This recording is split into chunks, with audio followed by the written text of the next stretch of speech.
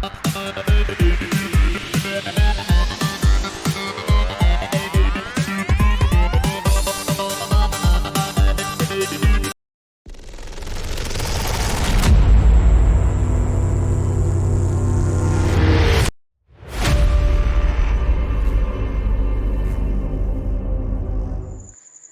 اللہ الرحمن الرحیم. کیسے ہیں سب؟ امید ہے سب ٹھیک ہوں گے. آج ہم سٹارٹ کر رہے ہیں کلاس 9 کی مبادرات تعلیم بک. اچھا، اس بک کو علم التعلیم، مبادرات تعلیم اور ایجوکیشن، اس بک کے 3 نام ہیں. یہ تینوں ایک ہی بک ہے، اس نام میں کنفیوز نہیں ہونا. اس کا نمبر 1 آج ہم کریں گے تعلیم کے تصورات، کہ تعلیم ہمیں کیا تصور دیتی ہے. اس کے اندر میں نے ہائی لائٹس کی ہوئی ہیں چیزیں. آپ نے یہ چیز اچھے سے کرنی ہے، صرف ان کو ہی کرنا ہے چیپٹر کے اندر سے، ٹھیک ہے؟ باقی چیزیں کرنے کی ضرورت نہیں ہے آپ کو. چلیں سٹارٹ کرتے ہیں. معاشرے کی ترقی کا تعلق اس کی تعلیمی ترقی سے وابستہ ہے. جو مطلب معاشرہ ہوتا ہے وہ ترقی کرے گا تو ظاہر بات ہے اس کی جو ترقی ہوگی وہ بھی تعلیم کے ذریعے ممکن ہے. جب معاشرے تعلیم میں نمایاں ترقی کرتے ہیں، معاشرتی اور معاشی ترقی میں کوئی دوسرا معاشرہ ان کا مقابلہ نہیں کر پاتا. ظاہر بات ہے جس معاشرے میں تعلیم ترقی کرے گی، نمایاں ہوگی، وہ معاشرہ ترقی بھی کرے گا. معاشی اور تمدنی ترقی تعلیمی ترقی کا لازمی نتیجہ ہے. مطلب معاشی اور تمدنی جو ترقی ہے وہ تعلیمی کے ذریعے ہی ساتھ جڑی ہوئی ہے، تعلیم کے ذریعے ہی ممکن ہے. اس سلسلے میں چین، جاپان اور ملائیشیا کے معاشروں کی ترقی کی مثال دی جاتی ہے. اب یہاں کوشچن پوچھا جا سکتا ہے کہ کن علاقوں کی جو ہے وہ ترقی کی مثال دی جاتی ہے، تو آپ نے یہ یاد رکھنا ہے چین، جاپان اور ملائیشیا، ٹھیک ہے؟ یہ 3 ممالک ہیں. آگے ہیں معاشرے میں پیدا ہونے والی معاشرتی تبدیلیاں مقاصد تعلیم اور نظام تعلیم کی تبدیلی کا باعث بنتی ہیں. مطلب معاشرہ جو ہوتا ہے وہ جس میں جب معاشی تبدیلیاں ہوں گی تو وہ تعلیم کے مقصد کا اور تعلیم کے نظام کا باعث بنے گی. یہ 2 چیزیں بھی آپ نے یاد رکھنی ہے. یہاں پوچھا جا سکتا ہے کہ کون سی 2 چیزیں ہوتی ہیں جو معاشرے میں معاشی تبدیلیوں کا باعث بنتی ہیں. تو آپ نے یاد رکھنا ہے، ایک مقاصد تعلیم ہے، تعلیم کا مقصد ہے، اور دوسرا نظام تعلیم یعنی تعلیم کا نظام ہے کیسا ہے، وہ تعلیم کا نظام اس میں شامل ہے، ٹھیک ہے؟ معاشرہ جو ہوتا ہے وہ ان 2 چیزوں پر ہوتا ہے. امید ہے یہاں تک آپ کو سمجھ آ گئی ہوگی. چلیں آگے چلتے ہیں. اچھا جی، یہاں پہ آپ کو نظر آ رہا ہوگا کہ یہ میں نے بلو سے کیا ہے. تو یہ بلو سے کرنے کا یہ مقصد ہے، جو بلو سے ہائی لائٹ ہے وہ آپ نے لازمی طور پہ کرنا ہے. موسٹ امپورٹنٹ ہے، یہ آپ کے بورڈ میں آنا ہی آنا ہے، ٹھیک ہے؟ اچھا جی، یہ تعلیم کی ڈیفینیشن سب سے پہلے انہوں نے بتائی ہے کیا ہے یہ، اور اکثر آتی ہے تعلیم کی ڈیفینیشن. تعلیم عربی کے لفظ علم سے ماخوذ ہے. مطلب تعلیم کس زبان کا لفظ ہے؟ عربی زبان کا لفظ ہے. یہ آپ سے MCQ میں بھی پوچھا جا سکتا ہے. علم کے معنی ماخوذ کا مطلب ہوتا ہے بننا، ٹھیک ہے؟ یہ عربی زبان کے لفظ علم سے بنا ہے. تعلیم جو ہے علم کے معنی جاننا، پہچاننا یا کسی حقیقت کا ادراک حاصل کرنا. ادراک کہتے ہیں کسی چیز کے کو بہت گہرائی تک جاننا، ٹھیک ہے؟ کیا ہے، کیوں ہے، کیسے ہے اور کیسے یہ بنی ہے، اس جاننے کو علم کہا جاتا ہے. اور تعلیم کے معنی بتانا، بڑھانا، بار بار اور کثرت سے خبر دینے کے ہیں. یعنی جو علم ہم نے حاصل کیا ہے اس کو آگے نسل در نسل بڑھانا، اس کے ریپیٹ کرنا، کثرت سے اس کی خبر دینا، آگے اس کو تعلیم کہا جاتا ہے. آگے انگریزی میں تعلیم کے لیے لفظ ایجوکیشن استعمال ہوتا ہے. یہ تقریباً سب کو پتہ ہی ہوگا کہ جو تعلیم ہے اس کو انگلش میں ایجوکیشن کہا جاتا ہے. اب اس کے معنی کیا ہے؟ تربیت دینا، نشو و نما کرنا، کسی خاص جنس میں رہنمائی کرنا اور مخفی صلاحیتوں کو جلا دینا کے ہیں. مخفی صلاحیتیں کہتی ہیں چھپے ہوئے صلاحیتیں جو ہوتی ہیں ان کو جلا دینا، یعنی ان کو آگے روشن کرنا، بڑھانا، ٹھیک ہے؟ جلا کا مطلب ہے روشن کرنا، آگے سے آگے بڑھانا. اس طرح تعلیم یا ایجوکیشن کے مفہوم سے واضح ہوتا ہے کہ انسان کے اندر کھلی اور چھپی جو صلاحیتیں قدرت نے رکھی ہیں، قدرت نے یعنی اللہ تعالیٰ نے جو ہمارے اندر چھپی ہوئی صلاحیتیں رکھی ہیں ان کو بروئے کار لانے میں مدد دینا تعلیم یا ایجوکیشن ہے. بروئے کار لانے میں مدد دینا مطلب ان کو کام میں لانا، ٹھیک ہے؟ کیا کہلاتا ہے؟ اس کو جو صلاحیتیں ہمیں اللہ تعالیٰ نے دی ہیں ان کو کسی نہ کسی کام میں لانا، اس کو تعلیم یا ایجوکیشن کہا جاتا ہے. आगे है इस्लाही तौर पर मायने तलीम के। पहले उन्होंने अरबी में बताए हैं तलीम के मायने, तलीम के मायने बताए हैं, उसका मफ़हूम बताया। अब इस्लाही तौर पर वो मायने आगे बता रहे हैं।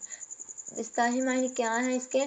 जिसके ज़रिए माशरे के अफराद की तरबियत और नशोनुमा का बंदोबस्त किया जाता है। मतलब तलीम सिर्फ एक हासिल करना ही नहीं है, सिर्फ इल्म हासिल करना ही नहीं है, बल्कि इसमें अफराद की तरबियत भी दी जाती है और उन्हें आगे से आगे कैसे बढ़ना है, कैसे मूवमेंट करनी है लाइफ में, वो सारा फ़र्दन आगाही दी जाती है उसको, जिसके नतीजे में अफराद को माशरे के कामयाब अरकान की हैसियत से ज़िंदगी गुजारने के काबिल बनाया जाता है। इससे तलीम का जो मतलब अखज़ होता है, अखज़ मतलब निकलता है, वो ये है कि इंसान को अल्लाह ताला ने जो सलाहियतें दी हैं, उस्ताद उनको मालूम करे और उनकी तरबियत करे। मतलब हर शागिर्द में जो उसकी मुख्तलिफ़ सलाहियतें हैं, जो छुपी हुई सलाहियतें हैं जो अल्लाह ताला ने उसको अता की हैं, उस्ताद का फ़र्ज़ है कि उनको पहले देखे कि किस में क्या सलाहियतें छुपी हुई हैं, उनको मालूम करे और फिर शागिर्द की तरबियत करे। तलीम माशरे के अरकान की शख्सी तमीर का अमल है, मतलब ये शख्स को मुकम्मल करता है, ठीक है। माशरे के अंदर जो रुकन रहते हैं, जो अवाम रहती है, उनको मुकम्मल करने का नाम है। आगे है इंसान ज़मीन पर अल्लाह ताला का नाइब और अशरफुल मखलूक़ात है। यहाँ क्वेश्चन पूछा जा सकता है कि अशरफुल मखलूक़ात किन्हें कहा गया है? ये इंसानों को कहा गया है, ठीक है। बहुत से लोगों को आप में से पता होगा। आगे है मोस्ट इम्पोर्टेंट क्वेश्चन, ये अक्सर बोर्ड में आता है, लॉन्ग क्वेश्चन भी आता है, शॉर्ट क्वेश्चन भी आता है। अच्छा, ये क्वेश्चन आपको 3 तरह से पूछा जा सकता है। सबसे पहले जो तलीम है वो कितनी किस्म की होती है, उनके नाम बताएं। इनके नाम आपको पता होने चाहिए, रस्मी तलीम, नीम रस्मी तलीम और गैर रस्मी तलीम। दूसरे तौर पे रस्मी तलीम और नीम रस्मी तलीम, इन दोनों में फ़र्क पूछा जाता है। तीसरे नंबर पे रस्मी तलीम, नीम रस्मी तलीम और गैर रस्मी तलीम, ये लॉन्ग क्वेश्चन में भी आता है। तो आपने इसको बहुत अच्छे से प्रिपेयर करना है और ये सिर्फ हेडिंग्स नहीं करनी है, आपने ये फुल प्रिपेयर करना है, ठीक है। ये आपको पानी की तरह आना चाहिए, ये आपके बोर्ड में आना ही आना है, ठीक है। चलिए स्टार्ट करते हैं। कौन कौन सी एग्ज़ाम होती हैं? सबसे पहले रस्मी तलीम, नीम रस्मी तलीम और गैर रस्मी तलीम। सबसे पहले देखते हैं रस्मी तलीम है क्या। इसको क्या फॉर्मल एजुकेशन भी कहा जाता है, ठीक है। ऐसा माशरा जो अपनी नई नस्ल की तरबियत के लिए स्कूल, कॉलेज, यूनिवर्सिटियाँ और दूसरे तलीमी इदारे कायम करता है।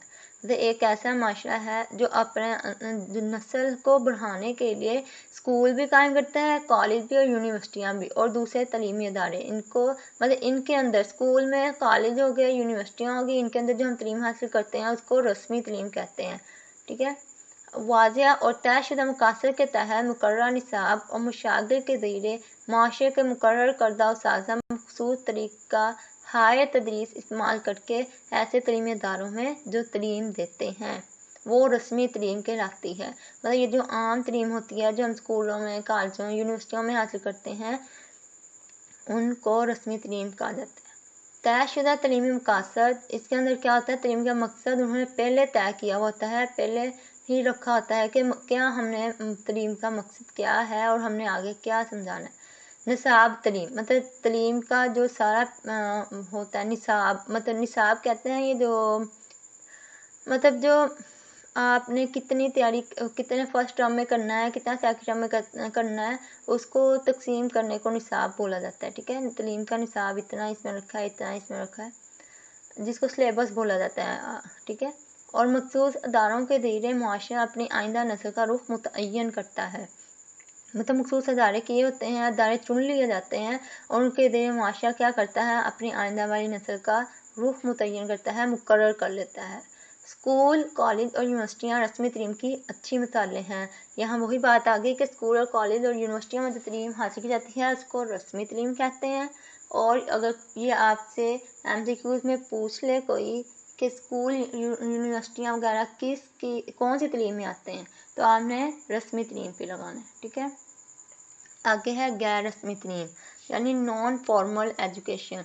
बाद का मुख्तलिफ उस्ताज़ा से जुज़वी काम लेकर मुख्तलिफ कोर्सेज़ की तदरीस का एहतराम किया जाता है। मुख्तलिफ कोर्स किया जाते हैं, जैसे शॉर्ट का, ये जो ऑनलाइन होते हैं, ये वो सिस्टम इसमें गैर रस्मी तलीम में आता है, ठीक है। फिज़िकली जो उस्ताज़ा होते हैं वो आपके आमने सामने इसमें आपको तलीम नहीं देते, बल्कि ऑनलाइन एजुकेशन जो होती है उसको गैर रस्मी तलीम कहते हैं। उस्ताज़ा की बाकायदा बढ़ती अमल में नहीं आती, मतलब उस्ताज़ा को बाकायदा हायर नहीं किया जाता।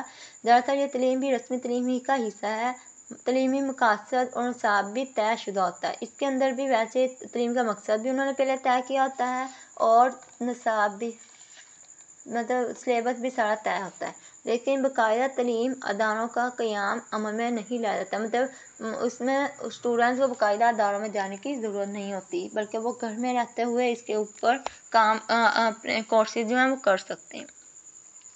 جس کے اندر سب سے بڑا نام سب کو پتہ ہی ہوگا، علامہ اقبال اوپن یونیورسٹی کا بہت مشہور یونیورسٹی ہے. اس کی جو کلاسز ہوتی ہیں وہ بھی آن لائن ہوتی ہیں، اور مختلف کلاسوں کے مختلف مضامین کی تیاری کے لیے ٹیوشن کے باقاعدہ اداروں کی مثال بھی دی جاتی ہے. اس کے اندر آن لائن پلیٹ فارمس بھی آتے ہیں، اور ٹیوشن جو ہوتی ہے جو شام کے ٹائم پڑھائی جاتی ہے وہ بھی نیم رسمی تعلیم کی ہی ایک مثال ہے. ٹھیک ہے، اس کے اندر اب یہ ٹیوشن کا بھی پوچھ سکتے ہیں کہ کون سی تعلیم میں آتی ہے، تو آپ نے نیم رسمی تعلیم کہنا ہے. ٹھیک ہے، اور علامہ اقبال اوپن یونیورسٹی کا بھی پوچھ سکتے ہیں اس کا نام لکھ کے کہ یہ کون سی تعلیم کی مثال ہے، تو اس کا بھی آنسر نیم رسمی تعلیم ہوگا، جس کو نان فارمل ایجوکیشن بھی کہا جاتا ہے. آگے دیکھتے ہیں آگے کیا ہے غیر رسمی تعلیم یعنی نان فارمل ایجوکیشن. اب اس میں کیا ہے، کاشتکار کا بیٹا کاشتکاری سیکھنے کے لیے کسی اسکول میں داخل نہیں ہوتا. اب ظاہر بات ہے کسی بھی اسکول میں کاشتکاری تھوڑی نا سکھائی جاتی ہے، بلکہ وہ تعلیم حاصل کرنے کے لیے جاتا ہے، بلکہ اپنے والدین کا ہاتھ بٹاتا ہے اور کاشتکاری سیکھ جاتا ہے. کیا ہے ایسی اس کے اندر غیر رسمی تعلیم کے اندر وہ چیزیں آتی ہیں جو ہم اپنے گھروں سے یا اپنے آس پاس کے ارد گرد کے لوگوں سے سیکھتے ہیں، کسی بھی ادارے میں نہیں جاتے، ہمیں کسی بھی ادارے میں نہیں جانا پڑتا، اس کو غیر رسمی تعلیم کہتے ہیں.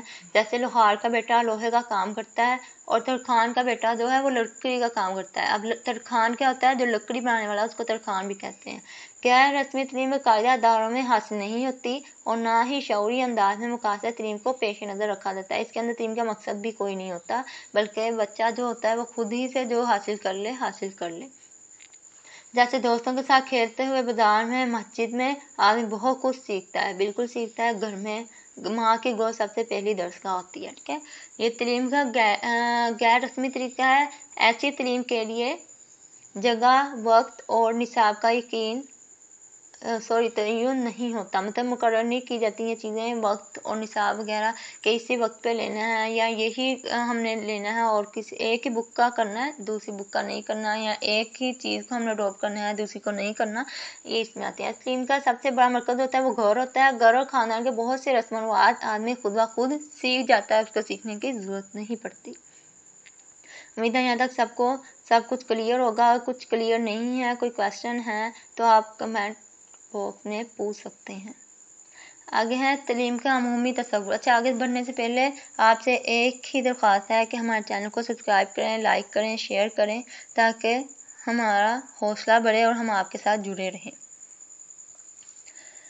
اگر آپ کو تھوڑی سے بھی کچھ سمجھ آ رہی ہے تو آپ سبسکرائب ضرور کیجیے گا، لائک کیجیے گا، شیئر ضرور کیجیے گا. آگے بڑھتے ہیں. تعلیم کا عمومی تصور. تعلیم کا مطلب عام تصور، عام لوگوں کا بارے میں یہ تعلیم ہے کیا. General concept of education. عام جو تصور، عام جو خیال ہے تعلیم کے بارے میں وہ کیا ہے. ہر قوم کی تہذیب کہتے ہیں رہنے سہنے کے طریقے کو. ثقافت کہتے ہیں جو نسل در نسل رہنے سہنے کے طریقے قوم در قوم میں آگے سے آگے پروان چڑھتے ہیں. ٹھیک ہے، رہنے سہنے کے طریقے، بولنا. ٹھیک ہے، بولیوں میں بہت فرق ہوتا ہے قومیوں کی. دو قومیں کبھی بھی ایک جیسی نہ تہذیب ہو سکتی ہے، نہ ان کی ثقافت ہو سکتی ہے. تعلیم کے ذریعے ہر قوم اپنی ثقافت اور نظریہ حیات کے بارے میں تمام معلومات میں نئی نسل کو فراہم کرتی ہے، اور اپنی نئی نسل کو اس نظریہ حیات اور طریقہ زندگی سے متعارف کرانا چاہتی ہے. اب کیا ہے کہ ایک قوم جب علم حاصل کر لیتی ہے تو وہ چاہتی ہے کہ یہ علم یہاں رکے نہیں، بلکہ ہماری نسل در نسل آگے بڑھتا رہے. جو اس کے نزدیک سب سے افضل اور سب سے اعلیٰ ہے.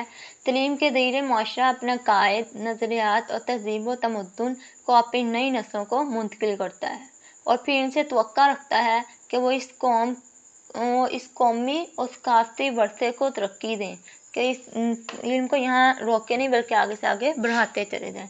اس میں قابل فخر اضافے کریں گے. نئی نسل کو یہ ثقافت منتقل کرنے کا نام تعلیم ہے. مطلب نسل در نسل وہ آگے بڑھاتے جائیں گے، ایک جگہ رکے نہیں. ٹھیک ہے، فل اسٹاپ نہ لگائیں. آگے دیکھتے ہیں کیا ہے. ایرانی فلسفی ارسطو. اچھا، ارسطو بہت مشہور یہ گزرے ہیں، ایک فلسفی تھا، بہت مشہور تھا، یونان کے رہنے والا تھا، اور اس کا کیا خیال تھا کہ انسان کو معاشرتی حیوان یہ سمجھتا تھا کہ یہ انسان جو ہے کہ یہ معاشرتی حیوان ہے۔ اب اس کا تصور بھی پوچھ سکتے ہیں، یہ کویشچن بھی پوچھ سکتے ہیں کس نے کہا تھا کہ انسان ایک معاشرتی حیوان ہے، تو یہ ارسطو نے کہا تھا، یہ MCQ بھی آ سکتا ہے، اور وہ اس طرح بھی پوچھ سکتے ہیں کہ ارسطو کس علاقے سے تعلق رکھتا تھا، تو یہ یونان سے تعلق رکھتا تھا، ٹھیک ہے۔ اور اس کے نزدیک تعلیم کا مقصد کیا تھا، یہ بھی کویشچن پوچھا جا سکتا ہے، اس میں آپ بتائیں گے کہ یہ کیا تعلیم کا مقصد رکھتا تھا کہ اس حیوان کو اعلیٰ درجے کا شہری بنانا ہے، کہ انسان جو ہے وہ چاہتا تھا کہ اعلیٰ درجے کا شہری بنے بلکہ حیوان نہ رہے، ٹھیک ہے۔ تو یہ کس نے کہا تھا، دوبارہ ریپیٹ کر دیتی ہوں، ارسطو نے کہا تھا، یہ فلسفی تھا اور یونان کے شہر میں رہنے والا تھا۔ اس بات کو آپ نے یاد رکھنا ہے، ارسطو نام تھا، ٹھیک ہے، فلسفی کا، یہ پوچھا جا سکتا ہے بورڈ کے پیپر میں۔ آگے بڑھتے ہیں یہاں تک کہ اچھا چلیں، آج کا جو ہمارا ٹاپک ہے یہ ہم نے ہاف چیپٹر اس میں کیا ہے، ٹھیک ہے، فرسٹ چیپٹر ہاف ہم نے اس میں کور کیا ہے، امید ہے کہ آپ کو سمجھ آئی ہوگی۔ اگر کوئی کویشچن رہ گیا ہے تو آپ کمنٹ سیکشن میں ڈراپ کر دیجیے گا، اور دوبارہ میں ریپیٹ کر دیتی ہوں کہ یہ جو بلو مارک کی ہوئی ہیں ان کو آپ نے بہت اچھے سے کرنا ہے، یہ بہت بہت موسٹ امپورٹنٹ ہیں، اور جو گرین والے ہیں یہ بھی آپ کو پتہ ہونے چاہیے، ٹھیک ہے، کہ کیا ہے، تو یہ اس میں سے آپ کو MCQ اور شارٹ کویشچن بھی آ سکتے ہیں۔ چلیں اگلی ویڈیو تک کے لیے اجازت دیں، اللہ حافظ، دعا میں ضرور یاد رکھیے گا۔